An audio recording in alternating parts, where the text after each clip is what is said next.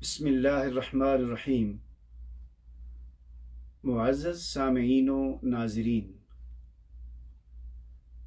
हम मिनहाजुल कुरान इंटरनेशनल के हेडक्वार्टर मस्जिद गौसे आज़म से आपसे मुखातिब हैं और आपके प्रोग्राम आपके शरई मसाइल लेकर हाजिर हैं। एक चीज़ तमाम नाज़रीन और सामीन ज़हन नशीन करें कि हम अल्हम्दुलिल्लाह फ़िक़्ह हनफ़ी के मुताबिक अपनी तमाम इबादात अदा करते हैं। हमारे तमाम आमाल फ़िक़्ह हनफ़ी के मुताबिक होते हैं। लिहाजा हम जो भी आपको जवाब दे रहे हैं, जिन मसाइल के आप सवाल पूछते हैं, उसका जवाब हम फ़िक़्ह हनफ़ी के मुताबिक आपको पेश करते हैं। आज जब से हमने ये प्रोग्राम शुरू किया है, ज़कात के हवाले से मुख्तलिफ सवाल आ रहे थे, जैसे ज़कात का निसाब क्या है, ज़कात किस माल पर है, और ख़ास तौर पर एक सवाल जो है वो कई मरतबा पूछा गया कि क्या बाप अपने बेटे को ज़कात दे सकता है। इसमें मैं ऐड करूँगा, इसी तरह क्या बेटा अपने बाप गरीब को ज़कात दे सकता है या दीगर रिश्तेदारों को ज़कात देने का क्या हुक्म है। ऐसे सवाल आए थे। हमने चाहा कि इन तमाम सवालों को इकट्ठा ही डिस्कस कर लिया जाए, तो चुनाचे आज हम इन्हीं सवालों के जवाब आपको पेश करेंगे। बिस्मिल्लाहिर्रहमानिर्रहीम, वस्सलातु वस्सलामु अला अशरफिल मुरसलीन अल मबऊस रहमतल लिल आलमीन। क़ाल अल्लाहु तबारक व तआला अक़ीमुस सलात व आतुज़ ज़का। अहले ईमान, नमाज कायम करो और ज़कात दिया करो। मुअज़्ज़ज़ सामीन, कुरान करीम में नमाज के साथ ज़कात का हुक्म 82 मरतबा यानी 82 मरतबा आया है, और ये इस्लाम का दूसरा अहम रुकन है। इसका इनकार कुफ्र है और इसको अदा न करना फिस्क। अब ज़कात क्या है? ज़कात से मुराद अल्लाह ताला के हुक्म की तामील में उसकी रज़ा के लिए माल के एक हिस्से को शरीयत ने जो मुकर्रर किया है उसके मुताबिक किसी फ़कीर को मालिक बना देना ज़कात कहलाता है।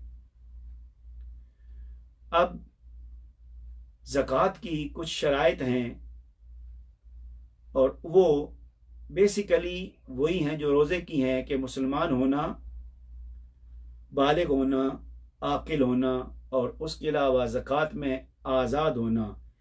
इसके अलावा जो इसकी अहम शर्त है वो है माल के निसाब होना।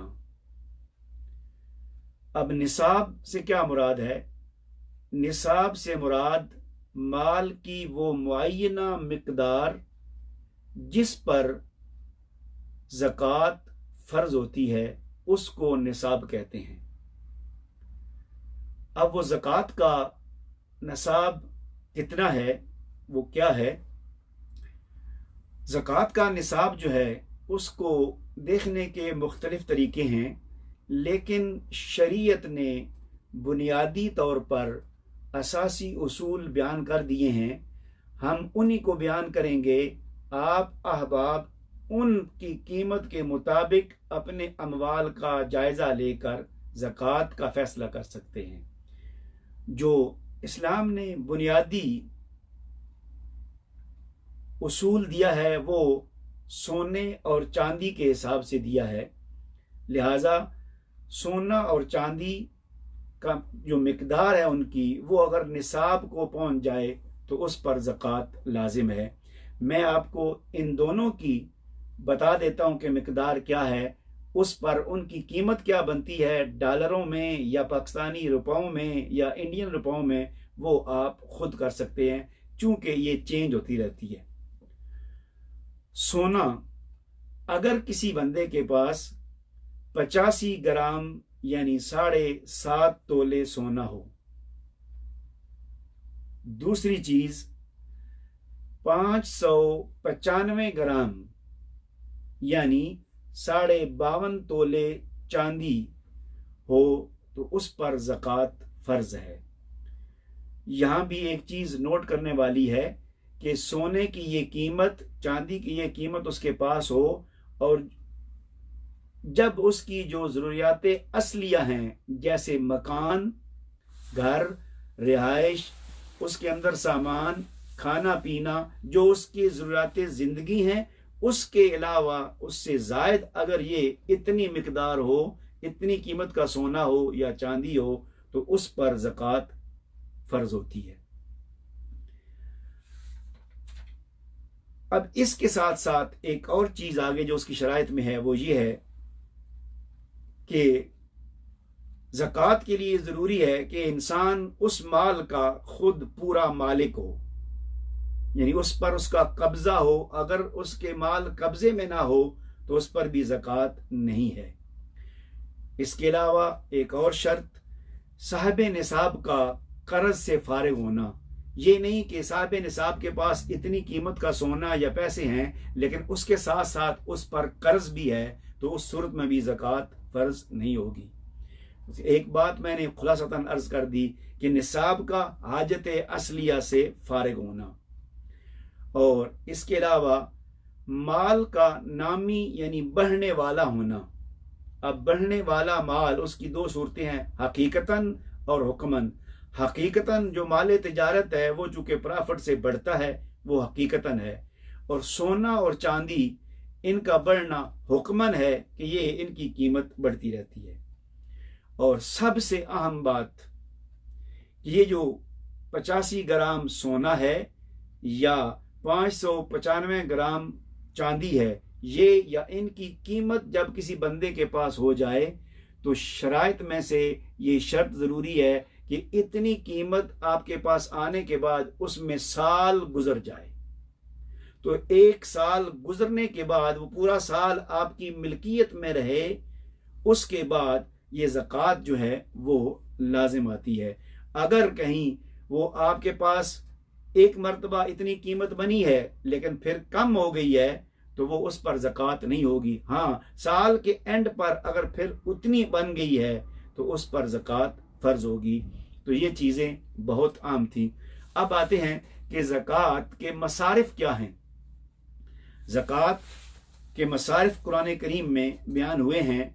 अब चूंकि टाइम नहीं, मैं सिर्फ उनका तर्जमा आपको पढ़ के सुना देता हूँ कि कुरान करीम में जिन मसारिफ का जिक्र है उनमें है फ़कीर, यानी वो शख्स जिसके पास कुछ माल है मगर निसाब से कम है। नंबर 2, मिस्कीन, वो शख्स जिसके पास खाने के अलावा गल्ला और पहनने के लिए कपड़ा भी ना हो, यानी ये फ़कीर से कम दर्जा में है मिस्कीन। इसी तरह कर्जदार, यानी वो शख्स जिसके ज़िम्मे कर्ज हो और उसके पास कर्ज से फाजिल माल बकदर निसाब न हो। नंबर 4, मुसाफिर अगर सफ़र पर है और सफ़र के दौरान उसके पास माल नहीं है तो उसको भी ज़कात दे सकते हैं। इसके अलावा जो ज़कात को कलेक्ट करने के लिए लोग काम करते हैं उनको भी उसी ज़कात से जो है ना वो उनकी तनख्वाह या उनको मुआवजा दिया जा सकता है। इसके अलावा अगर कोई मुजाहिद गरीब है, फ़कीर है, तो उसकी हेल्प भी ज़कात से की जा सकती है।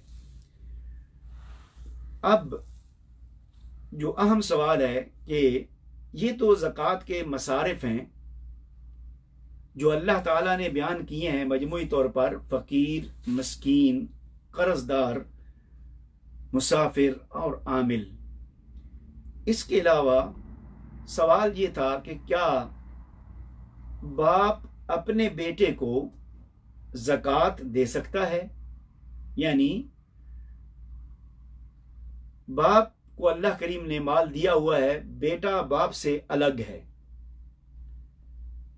उसके पास माल नहीं है या नौकरी नहीं है, वो मुस्तहिक है, तो क्या बेटा ज़कात ले सकता है?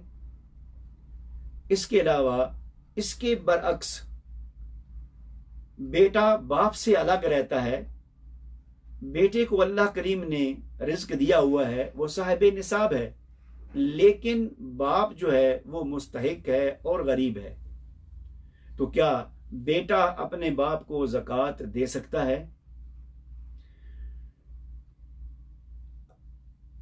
आगे बढ़ने से पहले आप एक चीज नोट कर लें कि शरीयत में इनको कहते हैं असल और फरा। असल से मुराद ये है कि बाप दादा परदादा, और फरा से मुराद ये है कि बेटा पोता पड़पोता। इसी तरह बेटी नवासी उसकी बेटी ये है, और उधर नाना नानी और उसके बाद पड़नाना, इनको उसूल कहते हैं, इनको फ्रू कहते हैं। तो शरई एतबार से उसूल और फ्रू पर ज़कात नहीं दी जा सकती, इनको ज़कात देना जायज़ नहीं है। क्यों कि शरई एतबार से इनका नफ़का उन पर फ़र्ज है। तो दूसरे अल्फाज में आप यूं समझ लें कि जिनका नफ़का, जिनके अखराजात आपके ज़िम्मे हैं, उनको आप अपनी ज़कात नहीं दे सकते। तो गोया बाप और बेटे के हवाले से तो ये बात हो गई कि बाप बेटे को ज़कात नहीं दे सकता चूँकि वो उसकी फरा है, और बेटा बाप को ज़कात नहीं दे सकता क्योंकि हज़रत उमर फ़ारूक रज़ी अल्लाह ताला अन्हु का एक बड़ा मशहूर कौल है कि एक बेटा अपने बाप पर खर्च नहीं करता था, तो बाप की शिकायत आप तक पहुंची, तो आपने दोनों को बुला लिया। तो ये बात चूँकि आपने सुन रखी है, जो हमारे मौजू से मुताल्लिक है, वो ये है, आपने फरमाया अंता व मालुका ले अबी का, वो बेटा जो अपने बाप पर खर्च नहीं कर रहा था और बाप बेचारा मुहताज था, तो उसको आपने हुक्म दिया कि ए नौजवान, तू और तेरा माल अपने बाप के हो, यानी तेरा माल भी तेरे बाप का है, तू बेटा भी अपने बाप का है। तो इसलिए जो बेटा है वो अपने बाप को ज़कात नहीं दे सकता। इसी तरह शौहर बीवी को या बीवी शौहर को ज़कात नहीं दे सकती। अब रह गए दीगर रिश्तेदार। तो खुलासातन अगर मैं अर्ज करूं तो वो यूं होगा कि इनके अलावा जो मैंने जिक्र किए हैं, बाप और बेटा, उसूल और फ्रू, बीवी और शौहर, इसके अलावा जितने भी रिश्तेदार हैं, खा वो भाई है, बहन है, उनके बेटे बेटियां हैं, या इसके अलावा फुफो है, खाला है, मामू है, जो भी रिश्तेदार हैं, उनको अगर वो मुस्तहिक हों तो उनको ज़कात दी जा सकती है, उनको ज़कात देना जायज़ है। अब इसकी शक्ल यूं होगी कि अगर किसी भाई के पास पैसे हैं तो उसका दूसरा भाई गरीब है, तो वो अपने भाई को ज़कात दे सकता है। अब ज़कात अदा करना ये खुलासतन उसमें एक अहम चीज़ है, वो ऐन बाज़ लोग उसको छोड़ देते हैं और इसको मेंशन करना ज़रूरी है। ज़कात का जो एक अहम नुक्ता है वो ये है कि ज़कात के माल का जिस बंदे को मुस्तहिक को ज़कात देनी है उसे मालिक बनाना ज़रूरी है।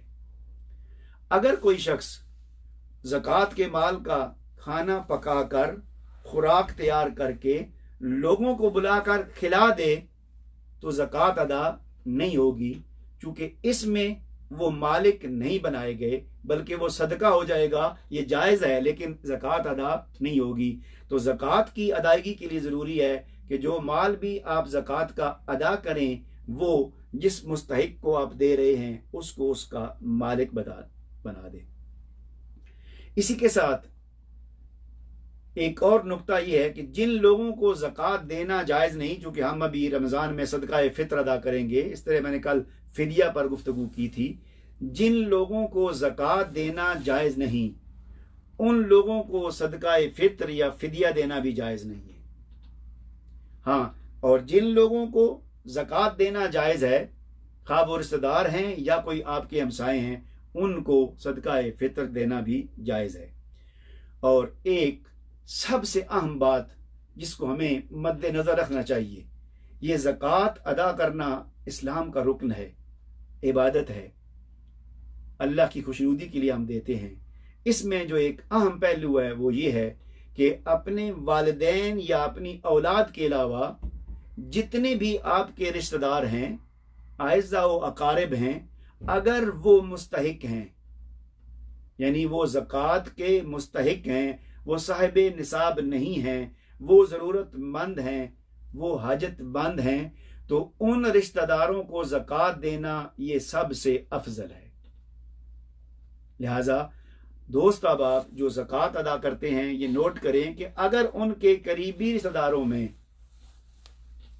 कोई गरीब और मस्कीन या मोहताज है तो उसको ज़कात दें, ये शरीयत में अफजल है। और उसके बाद अगर रिश्तेदारों में कोई ना हो तो फिर पड़ोसियों को, फिर दूसरे लोगों को। अलगरज इस तरीके से अल्लाह ताला हमें इस जो हुक्म है ज़कात का, जो रुकन है इस्लाम का, इस पर अमल करने की हमें तौफीक अता करे और दीन का फ़हम अता फरमाए। और जिस तरह मशीयत एज़दी है, जिस तरह उसने चाह है इस ज़कात का निज़ाम हमें दिया है ताकि हम मुआशरे के हाजतमंद लोगों को दे सकें, हमें इसका शऊर अता फरमाए और अपने माल की सही मानों में ज़कात अदा करने की तौफीक दे। और जो अदा करते हैं अल्लाह ताला उनकी ज़कात को कबूल फरमाए।